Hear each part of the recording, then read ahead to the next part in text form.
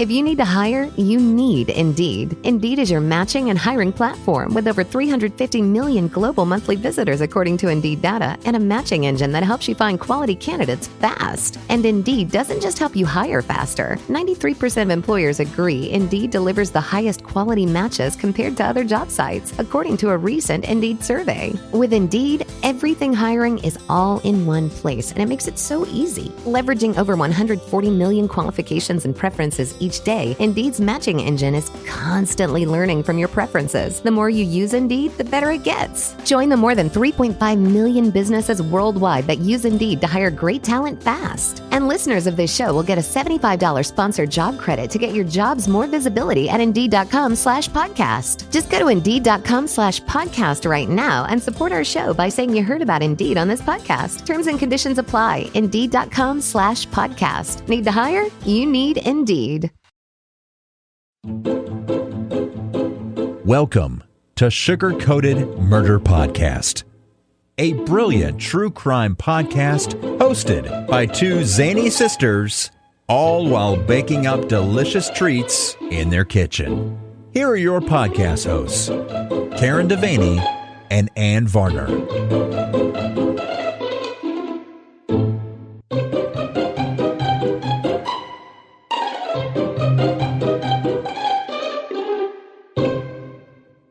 Karen Devaney.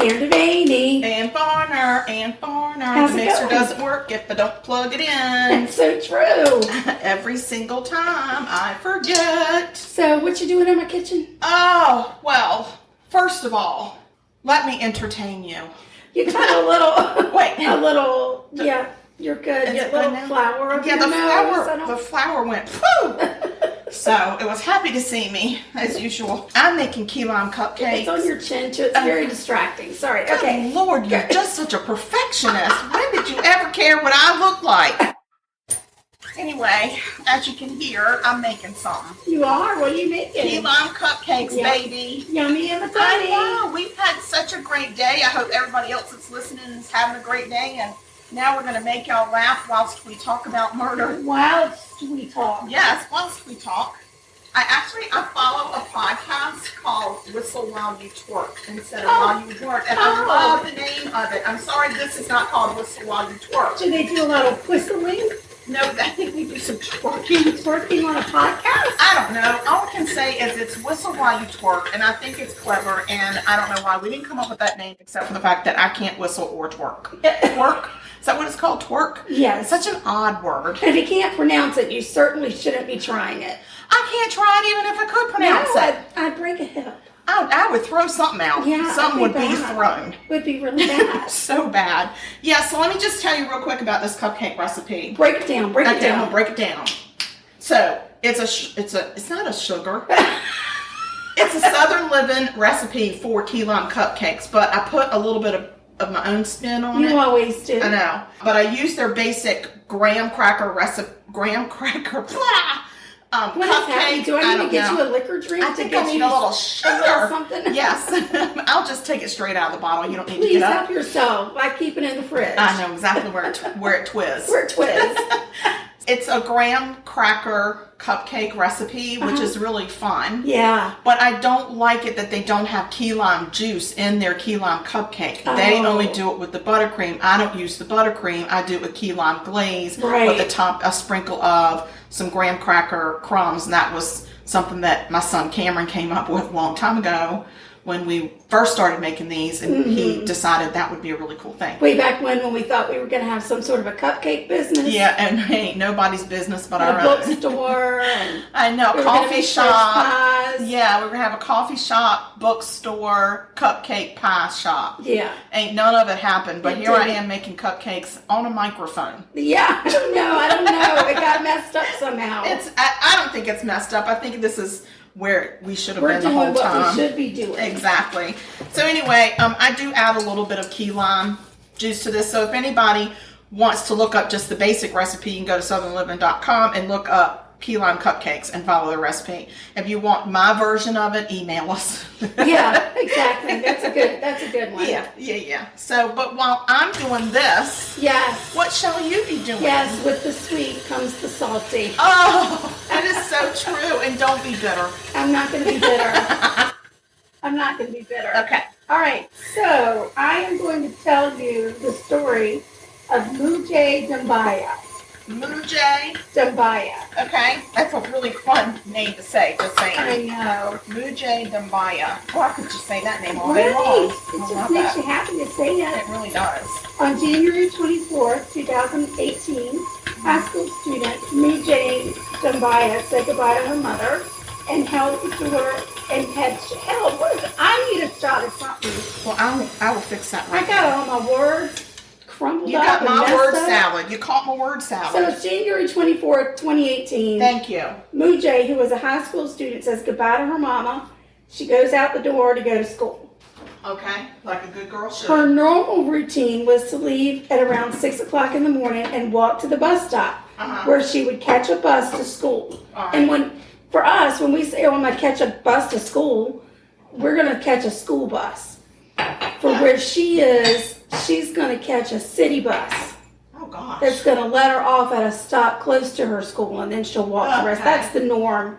In cities, like big cities. Yeah. I ain't no big city girl, so I don't know these things. Correct. I just know how to walk to my bus stop in my bare feet. Right. Yeah, that's it. Mujey never made it onto the bus, and she never made it to school. That early morning goodbye was the last time her mama heard her daughter's voice. Oh, God, that cuts me to the quick. I know. It's so sad. You just don't know. I don't like it. The following day, Mujey's family reported her missing to the Grand Rapids, Michigan Police Department. You're so Oh, thank you. I'm getting myself a shot of liquor to see if I can get my words right. Cheers to you, Mrs. Robinson. And cheers to myself. There you go. Oh, goodness. This is coconut rum. I can smell it. Yum, delicious. It smells good. Holy crap, that's good. Down the hatch. Woo! Wow. It's like drinking, Yep. like drinking. Kenny Chesney.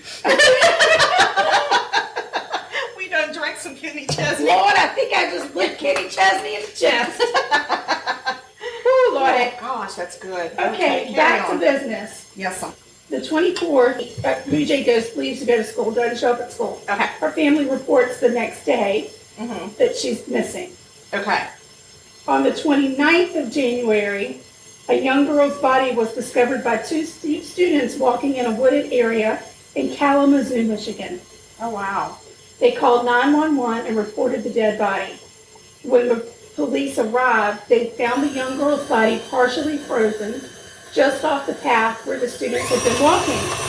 Sorry. I gotta get the eggs with No, I get it. You gotta do you.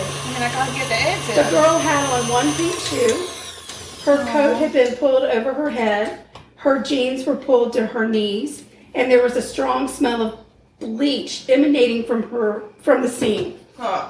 They found a Grand Rapids bus pass on the girl's body and reached out to police there to see if they had anyone missing that might fit the description of the body that they found. Oh.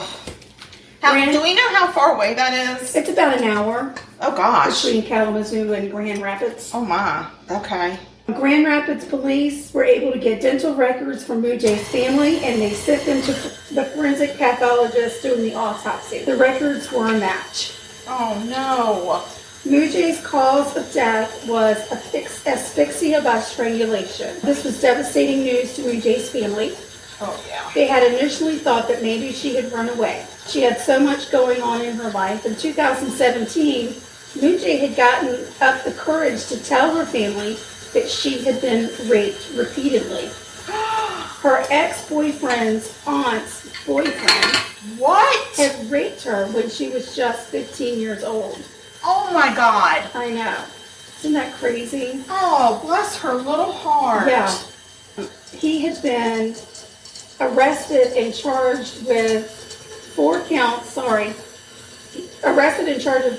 of third-degree criminal sexual conduct. The trial was set to start 2 weeks after Mujey had gone missing. Oh, how convenient. And she had been set to testify against him.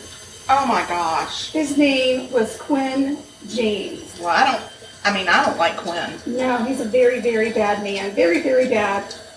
Here are some things that we know about Quinn. This is just going to piss you off really badly. So if you need another shot, have at it. I'm probably gonna. At the time of his arrest, he was 43 years old.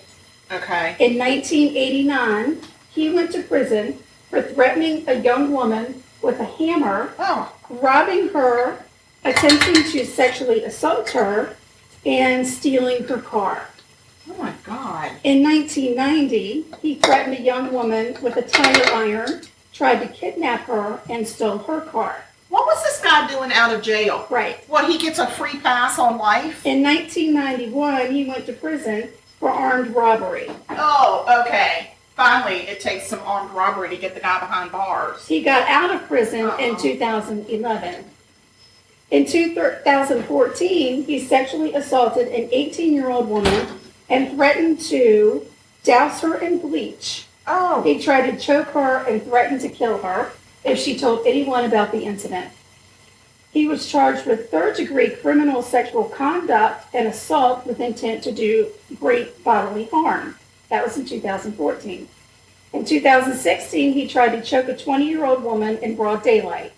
In 2017, This guy's got some cayunis. Right. And in 2017, he began raping Mujey. Oh my God. So he did it more than once? No, these are all the things that he did before. I'm saying, you say he began raping her. I thought you meant like he raped her multiple times. He did. Okay, Starting when she was 15. Yeah. So it wasn't just like when she was 15, it was just... No. She finally got up the courage when she was 16 to tell her people. She told her people when she was 15 years old. Okay. But it was now multiple you got me times. all confused. But it was multiple... He raped her multiple times during a time period. Oh, I don't like him. Not one bit. No, and look at this history. Yeah. I'm not even quite sure of how he was not... Anyway. Well, I agree. And also... Well, yeah, what you said. Yeah, exactly. And so that... And so that one too. Right. Yes. So he was arrested in November of 2017 for the sexual assault of Mujey. He admitted to having consensual sex with her. Oh, give me a break. And remember, she was only 15 when she was raped. So while he was in jail, he told a cellmate that he had no intentions of letting her testify against him. You know what, this little son of a bitch. And somehow, in a way I absolutely do not understand, he was released on bond in November of 2017. Somebody was not paying attention. No protection was offered to Mujey when Quinn was released on bond. Come on, people. According to court documents, on November 30th, 2017, a Grand Rapids bus driver noticed a vehicle that was speeding up and slowing down to keep up beside the bus, and then passing her and slowing down to let her pass. The particular bus is the bus that Mujey took to go to school.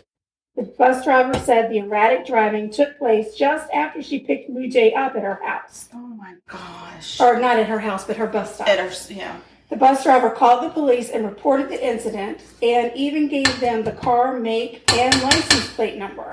The car was traced back to Quinn James. So he was stalking her. A little. As early as November 30th. Stalking her on her way to school. I'm not happy.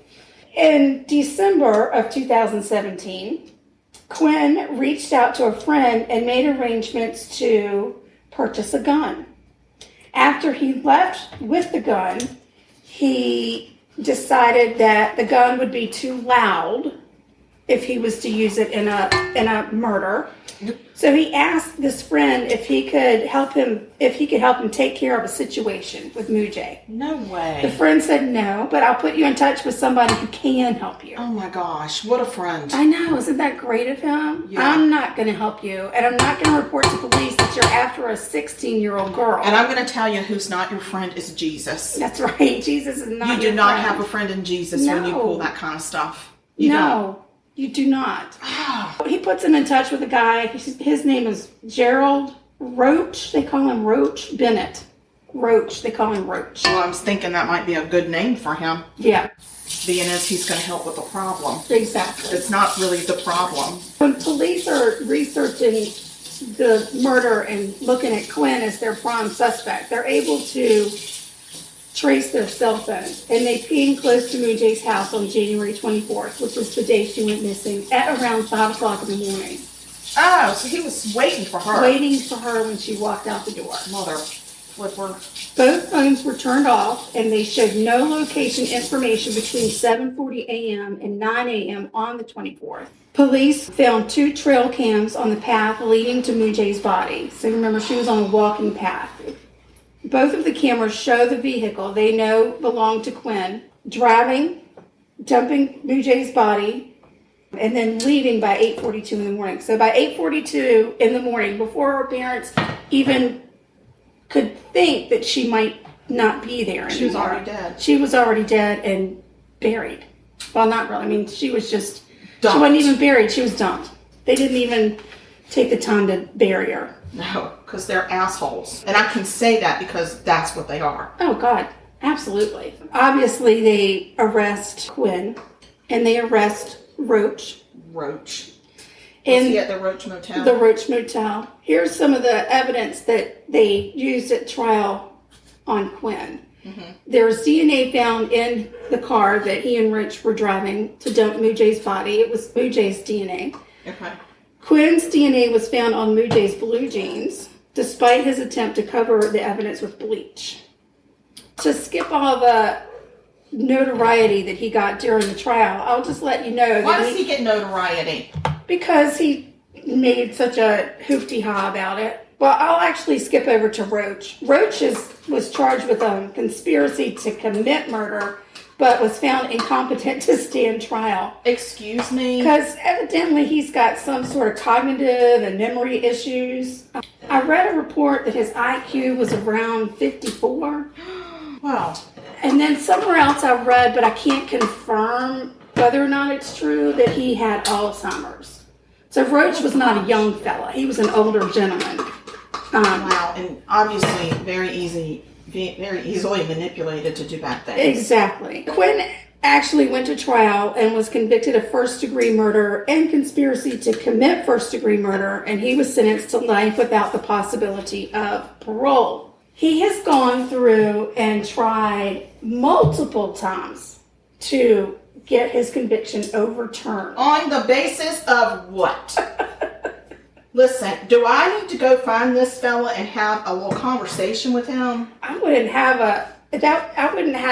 a conversation with this jackass if somebody paid me money to do it. But I just need to tell him you're a jackass and you need to be in jail forever, you piece of sugar flint. I know.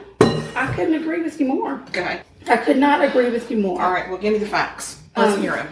Her ex-boyfriend did testify at trial. Okay. And report that he raped Mujey repeatedly in front of him, but he was too scared to say anything. I can't. Right? I can't. Right. I can't. I mean, I just can't. Yeah. So he was convicted of 4 counts of third-degree criminal sexual conduct for her rape. And then for that, he was sentenced to 20 to 30 years in prison. And then he did a separate trial for murder. Isn't that crazy? Instead of doing all one. Well, I mean, I'm kind of glad. Because a lot of times when they convict you, they really sentence you on the worst of the two charges. Yeah. Or they'll drop a charge in a plea deal or whatever. So I'm kind of glad. Yeah. And when she reported to police that she had been raped, she did tell them, I'm scared because he knows where my bus stop is. Oh. I'm really scared something bad's going to happen. But they still didn't do anything about it. And listen, this guy is so evil. He is evil as hell. I mean, I don't know. I don't know who the heck you are at this point, at this stage in the game. If you're in jail and you're making phone calls, they're being recorded.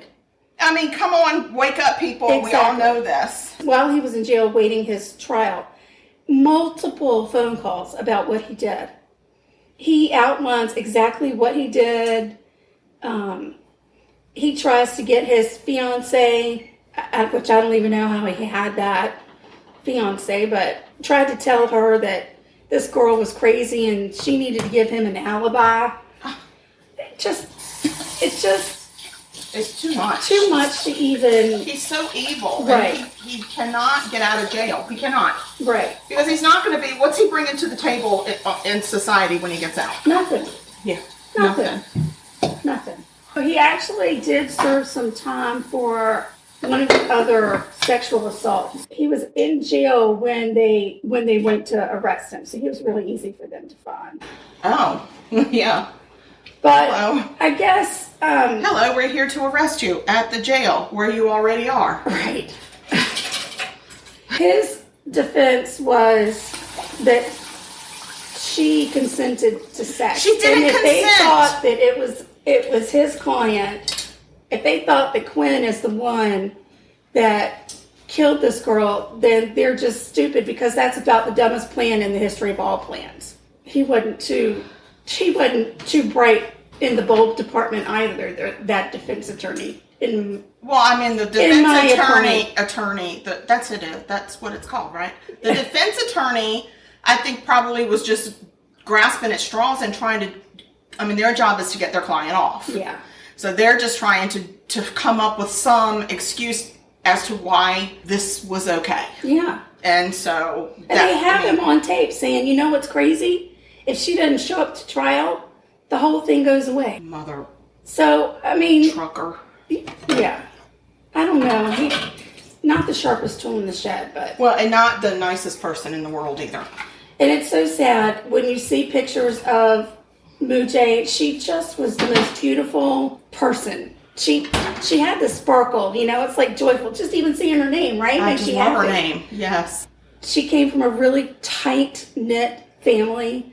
They had moved here to escape another country and were making a better life for themselves. Did she have siblings? I don't know. Okay. I didn't really get into a lot of that because I tried really hard to stay on the court documents. Yeah. I didn't want to get too much into anything else because there are a lot of podcasts about it and there are a lot of t-shirts. There's some t-shirts about it? T-shirts. Girl, you need another sip too. Oh my gosh. This is what happens when it gets late in the day. My brain is done. Yeah, I'm scrambled eggs in the brain department. It's just done. But yeah, she does have siblings. I can't remember what their ages were. Well, no matter what, their lives were forever changed in the worst way.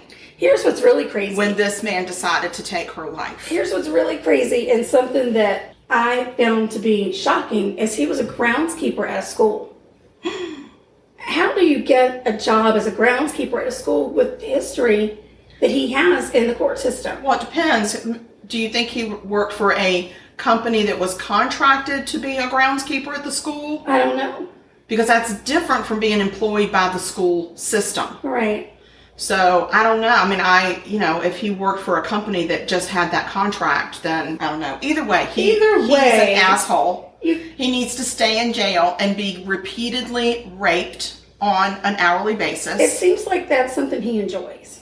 So, No, I have a feeling he wouldn't enjoy it being happened to him. What the hell's happening with us? I don't know. Guys, we're here. We're in it to win it, but I don't know what's going on with us. No. We've just had a really good day, and I think we're just high off of a good day and a shot of liquor. And and it's late. It's late in the day. It's a little bit late in the day. We've both had a full day of our regular paycheck jobs, but that's okay because we're making Key Lime Cupcakes, and that makes us happy. We are. Mm-hmm. God bless Mujey and her sweet family. So anyway, he's life in prison without the possibility of parole. Hopefully he just lays in there and just shrivels up and rots. Yeah, just like a little at a time. Like something rots off. Something falls off. Maybe once get a MRSA, some sort of a MRSA. Yeah, a MRSA would be nice, or like a gangrene. Real smelly gangrene. That'd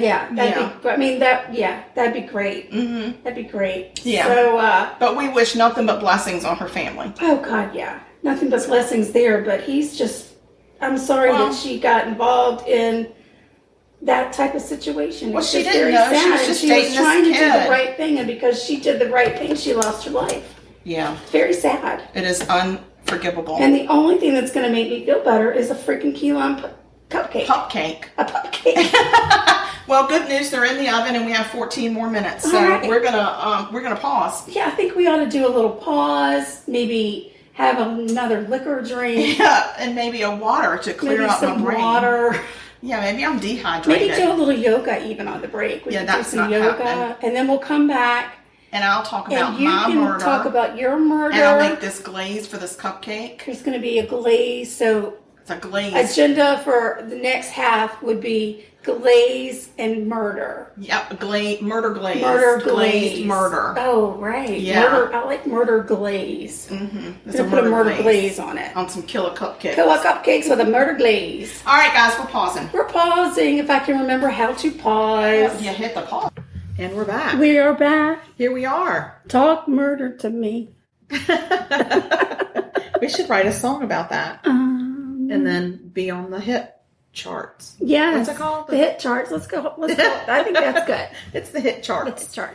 Cupcakes are done. They smell fantastical. So when they came out, I whipped up a glaze that was powdered sugar, key lime juice, and vanilla. And I put a little bit more key lime juice in than it calls for and a little bit vanilla because I needed the glaze to be a little drippier. And then I took a spoon and just spooned it over the top of these and then took graham cracker crumbs that I had crunched up and dusted the top, just sprinkled the top of it. So it's got graham crackers sitting in that glaze. They're lovely. Lovely. I think they turned out good. I can't wait to taste them. But first... Murder. This murder comes from Las Vegas, baby. Vegas, baby. Yeah, it was sent to us from our listener, Lauren. Lauren. Yay. Hey, Lauren. Thanks, Lauren. How you doing? Hope you're doing good. Okay, so are you ready? Ready. And here I go. This is about Ted Binion. Okay. Okay? Not Bunyan, but... No. Binion. No, not Bunyan. And not Paul Bunyan. But... Ted Binion. Right. Okay. God bless your dog. He really is having some issues today. I can't. So a little bit of background on Ted. He was born in Dallas, Texas in 1943. Okay. He had an older brother and 3 sisters. His father was Benny Binion. Benny Binion. Yeah. I love it. And his mother was Teddy Jane Binion. Oh, I love that too. I know. Teddy Jane. Yes. Well, so Benny Binion was quite the character. And I'm just gonna sidetrack it a little bit and talk about Benny, Ted's daddy, because he was such a character. I would be remiss if I did not talk about this man, who I'm so sorry I've not been able to meet. Aw. So he had no formal education. Zero. He did not go to school. Wow. Yes. His father was also quite the character. He traveled with his father, who was a horse trader. Okay. Not a trainer, but a trader? A trader. Yeah. They would travel around the country doing horse trading. And while Ted was little and would travel with Benny, he learned, when Benny traveled with his father at a young age, he learned how to gamble. Oh. Because that's what they did in the stables. Sure. That's what they did. Wow. So he actually became quite fond of gambling. Quite fond. At the age of 18, Benny started moonshining during the Prohibition. Moonshining? Yep. All right. He was convicted twice and also opened up a numbers game, which became very prosperous. Oh, okay. There was a numbers game going on during Prohibition as well. He ended up getting convicted of killing an African-American rum runner. Okay. Okay, it's Prohibition, right? This guy's name was Frank Bolting, and he shot him cowboy style. I don't know what that means, but that is what was written. I'm just saying. And Benny got a 2-year suspended sentence for this. All right. For killing a man. Is that when you walk a couple paces and you turn and shoot? I don't think this other man was armed. Oh, no. Oh, no. I don't know what happened. So then in the 1930s, Benny set up some private dice games at some hotels throughout Dallas. Huh.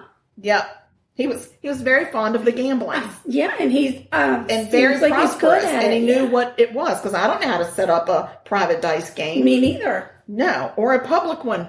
I don't even know how to play dice. I don't know where the dice are.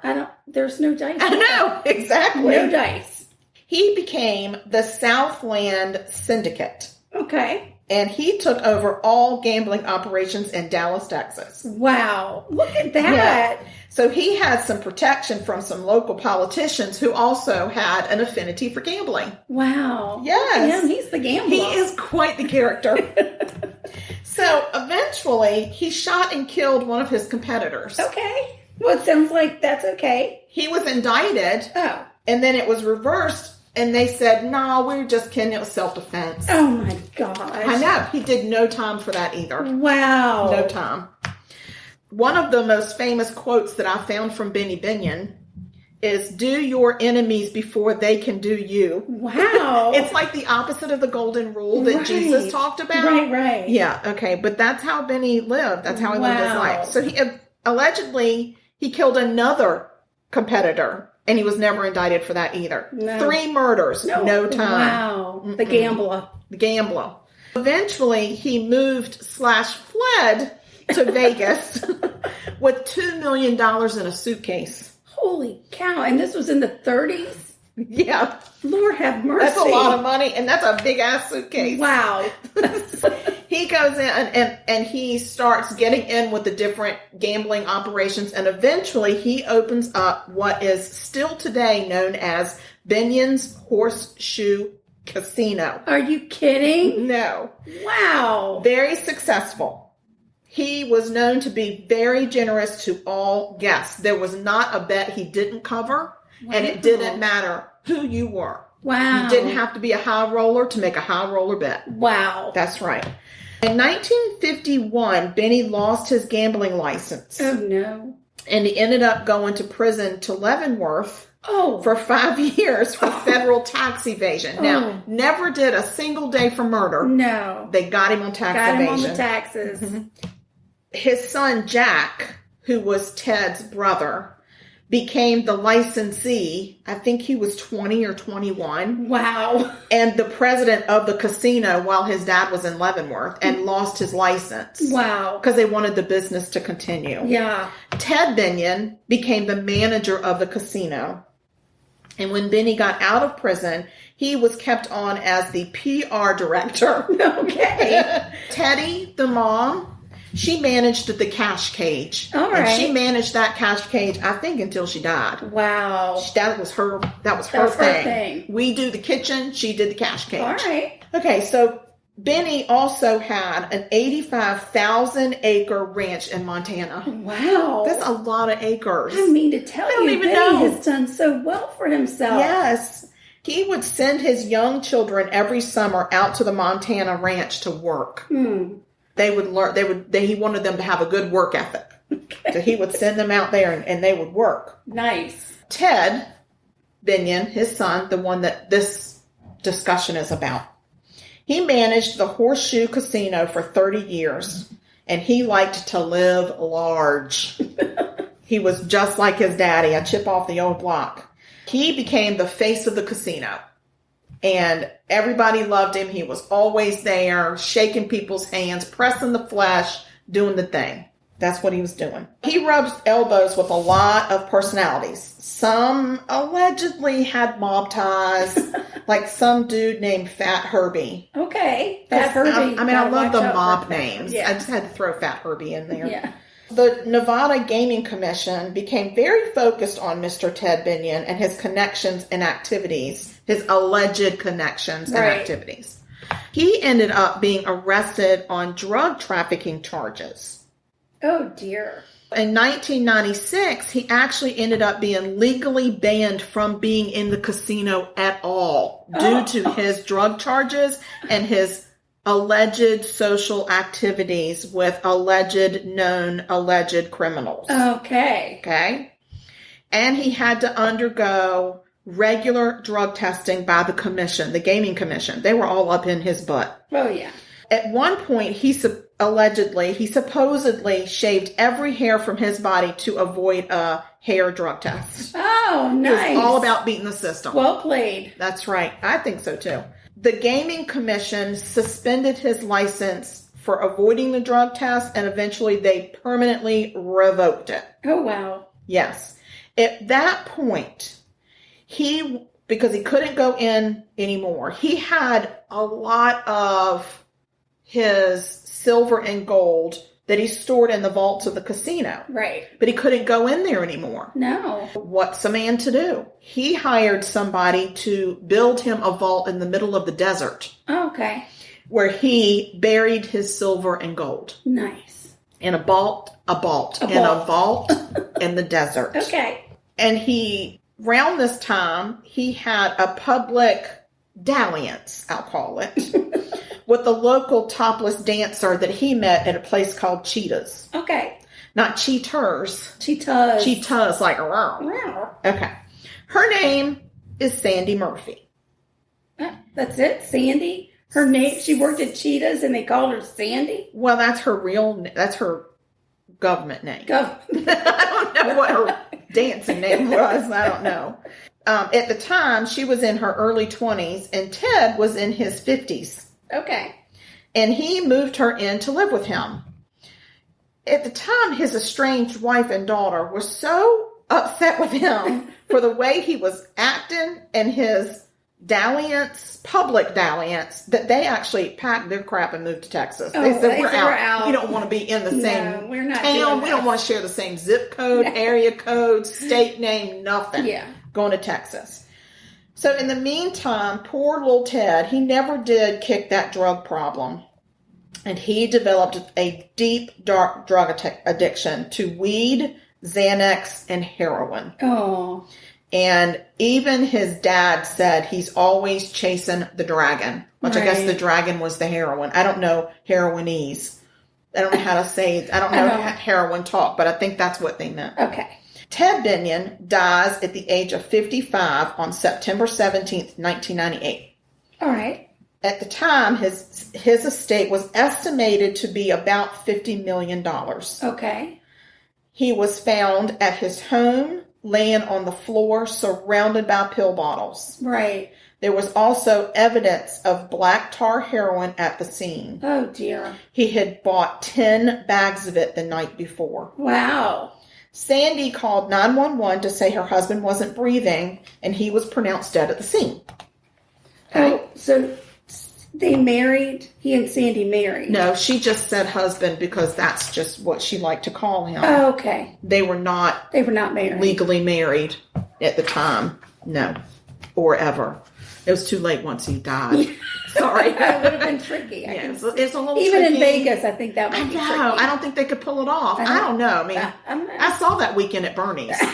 So, I mean, they might could have. Maybe. Okay. Maybe. At first glance, it definitely appeared that Ted had died from an overdose of heroin mixed with Xanax. Right. Obviously, I mean, evidently. I'm not saying obviously because I don't know shit. Right. But evidently, that's a bad mixture. So, the day after Ted's funeral, his family, his mother and his siblings, hired a private investigator to help gather evidence to protect Ted's estate from Sandy. Okay. Enter Tom Dillard. All right. Okay? Now, the medical examiner had ruled Ted's death as an overdose, so there was no police case. Right. Tom pretty much had to construct everything that had gone on his own. Okay? Try to figure out how can we protect this. Remind me one more time, who is Tom Dillard? Tom Dillard is who they hired. That's the private eye that they hired to go and find a way to protect Ted's estate. Gotcha. Okay. And that meant investigating his death further. Yes. Okay. Investigating it further. Investigating Sandy. What's she up to? What the heck's going on let's here? Figure this out. Right. Okay. Tom was a retired detective turned PI. Mm. He knew his way around crime scenes and coroner reports and all that crap. He actually uncovers a secret love affair between Sandra Murphy and Rick Tabish. Okay. Who is Rick Tabish? Who is he? He's the guy that was hired to bury the vault. Oh, no. To dig the vault and bury the silver and the gold. Wow. He's the only other one besides Ted that had the combination to the vault. Oh, no. Yes. Oh. Yeah, so it's getting a little squirrely. A little squirrely. A lot squirrely. I'm just saying a little squirrely. $50 million squirrely. Yeah, exactly. There was silver and gold and rare coins in this vault that were estimated somewhere between $4 million and $7 million. I've read $4 million, $5 million, $7 million. It never went higher than $7 million, but he had well over 1,000 rare coins. Wow. Yeah. So 2 days after Binion died, Rick and 2 men are discovered in the desert digging for the vault. Oh. Hi, what y'all doing? Just digging for a vault. We're just digging. We're just digging in the middle of the night. It's not a big deal. Yeah, we're digging up holes. Randy, Travis. God rest your soul, honey. Okay. Tom also went and spoke with Ted's attorney. Because, Ted had an attorney. Sure. The attorney claims that Binion had told the attorney to change his will and write Sandy out of it. And he said it's over between him and Sandy, and he alleged that she might actually kill him. Oh, no. And he wanted her out of the will, and oh, by the way, I'm going to head back to rehab. I got to get my shit together. Oh, no. Which is sad because his intention is to go to rehab, and then the night before he wants to go to rehab, he buys 10 bags of black tar heroin. Right. So it seems like... one last hoorah. Yeah, well, that hoorah was his undoing. So anyway, also before Ted's death, Sandy was overheard at a salon. You never know who's listening at that salon. A lot of ears at the salon. Saying that Ted would be dead soon of a heroin overdose. Oh. And she'd be coming into a lot of money. Oh, my. Yep, so get the private foot tub ready. I'm going to get a lot of money and get a lot of private pedicures. Exactly. Rick Tabish had also been overheard bragging that he was involved with Ted's girlfriend. And I think he said more than involved, but we're just going to keep it vanilla today. And he would also be coming into some money soon. All right. Yeah, so these people are just talking and talking. Yeah. Loose lips sink ships. Yes, they do. Tom, the PI, he talks to the medical examiner about what he found. The medical examiner goes, you know what? I think I'm going to change this cause of death to homicide. Oh. He changed it. For what reason? Because it sounded like a homicide. And because he could spell homicide. There you go. And he wanted to practice his spelling of homicide. Yeah. So, Ted's preferred mode of ingestion of heroin was smoking it. Mm-hmm. In the medical exam, what's it called? Autopsy. Yeah, you got it, girl. Girl, stop it. The night of his death, he had swallowed the heroin. Well, that doesn't make any sense. Who swallows the heroin? I don't even know what to do with the heroin, sugar. I don't know. I know, but on the TV shows, you see people they either heating shoot it up and putting it in a needle. Or they smoke it through a pipe. Or do they snort it? I think they do snort it too. But I've never seen anybody swallow it. Well, he swallowed it. That's another reason that the medical examiner decided to change the Reminds cause me of of death. a kid that I went to high school with.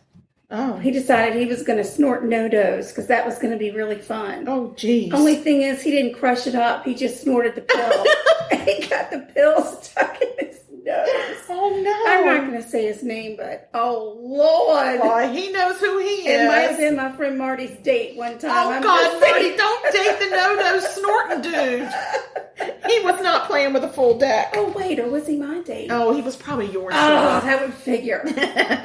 Okay, 9 months after Ted's death, Murphy and Tabish are arrested. All right. For murder and burglary and a whole bunch of other crap, like extortion and blah, blah, blah, and yada, yada, yada. In 2000, this is the year Y2K. Cool, it was a big year. That was a big deal that year. It's a big deal. They are both found guilty, and they are charged with guilty. Guilty. And they get life with no parole. Good. In 2003, a Nevada Supreme Court granted a new trial due to the contaminated crime scene and the prosecution's witness testimony that came across as unreliable. Oh. And these two people were acquitted. Oh, Lordy B. They were acquitted. That's crazy. They walked out. First, Sandy is released. Okay. Right. Tabish had still, his conviction for murder was overturned, but he still had the burglary and extortion kind of stuff that he had to deal with. Mm-hmm. So he actually served another 10 years. Oh, wow. But Sandy was released. So after Tabish got out, he went back to Montana where he was from originally. Mm-hmm. Sandy is now in California, and she runs an art gallery with her husband. She has a husband now. Oh, she got a marriage. Oh, good. She got a marriage out of this. Wow. Binion's family still believes there was foul play, and there does not appear to be any active investigation by police. It's considered a closed case. What happened to all the money? Well, she didn't get any of it. Okay. So it went to his estate. I think it went to his daughter. His estate went to his daughter, and I think his estranged wife, because they weren't divorced. Oh, gotcha. She may have gotten some of it, and then I think some of it also went, a couple other places. I mean, it went here and there. It's $50 million. Right. But I'm going to tell you what was in the vault specifically. All right. 6 tons with a T, an O, and an N and an S. Okay. Of silver bullion. I mean, I got chicken bouillon, but I ain't got no silver bouillon. So that's going to be real heavy. So it's real heavy. Yeah, it's heavy. Okay, so a whole bunch of casino chips worth a lot of money. Right.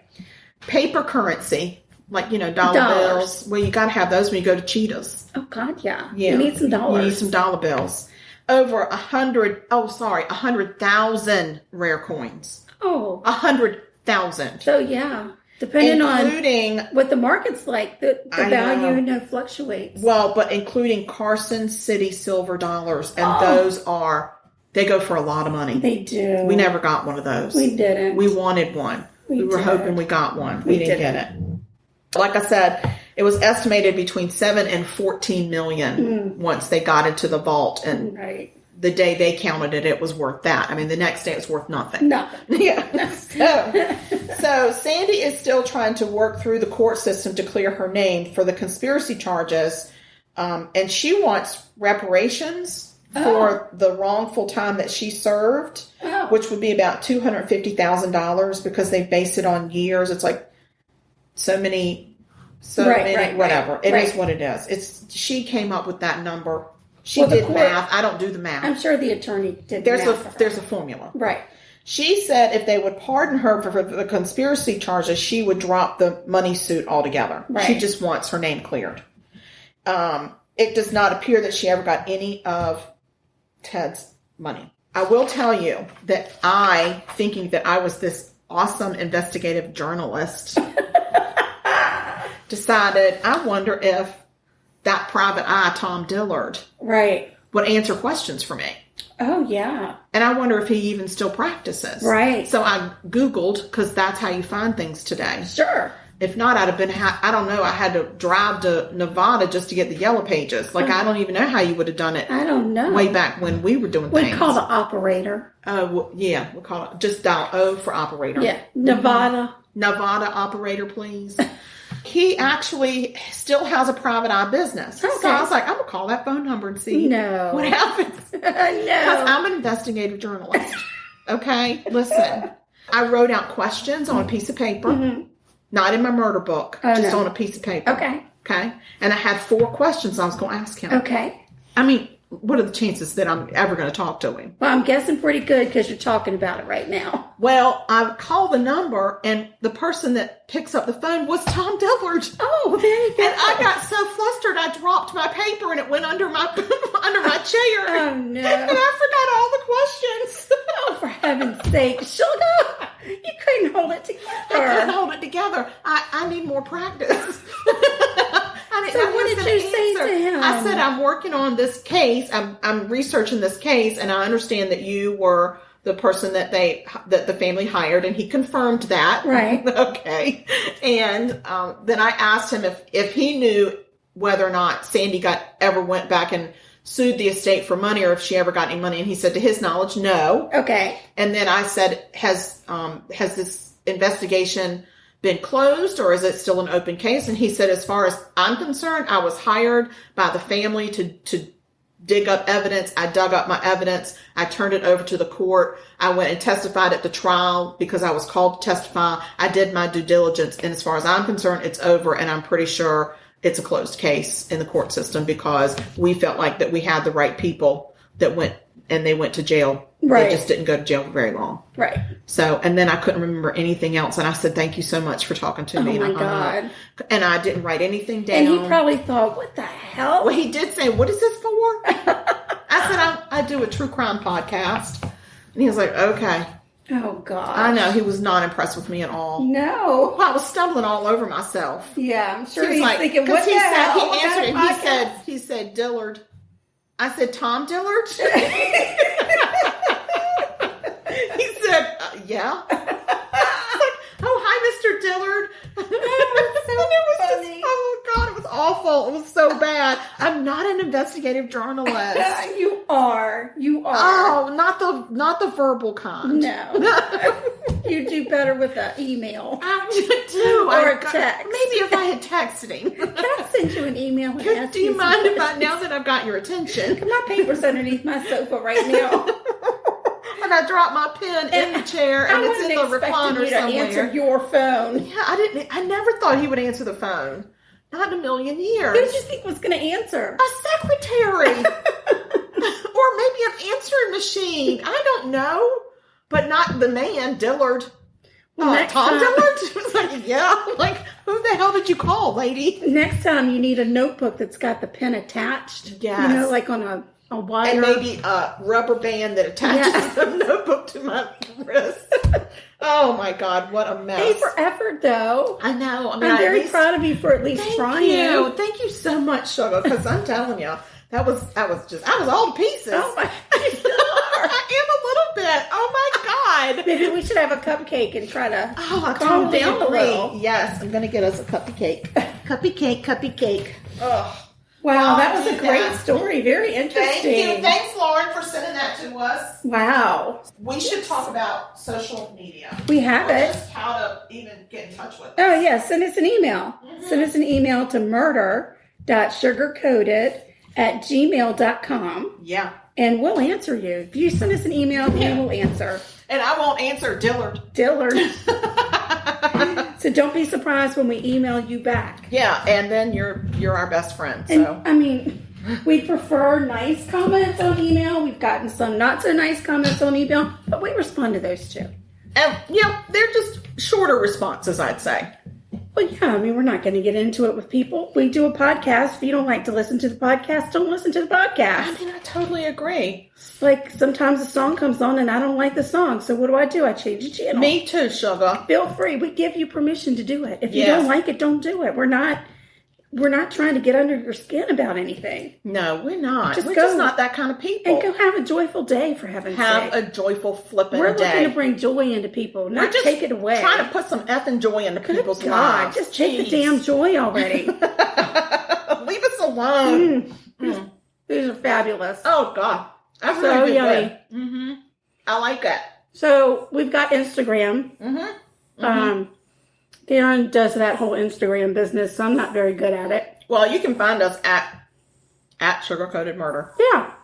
Yeah, and that's easy. And that's probably our biggest one. If you want to be on our fan page, you can on Facebook. You just look us up on the Facebook. Yeah.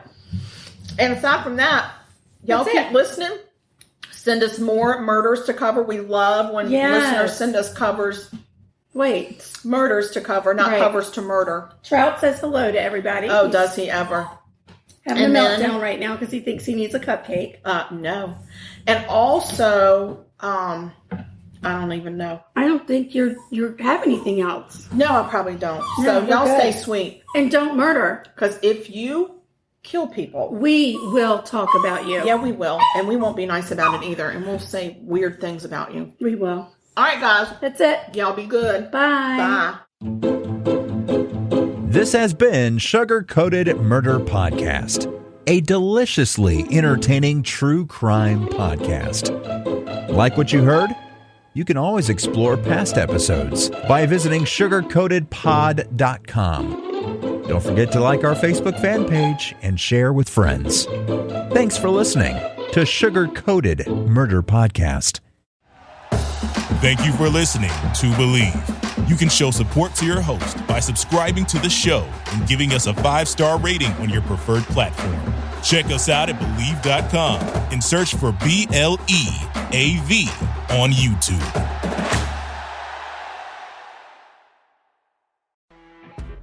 You know when you're listening to a true crime story that has an unbelievable plot twist that makes you stop in your tracks? That's what our podcast, People Are the Worst, brings you with each episode. I'm Rachel.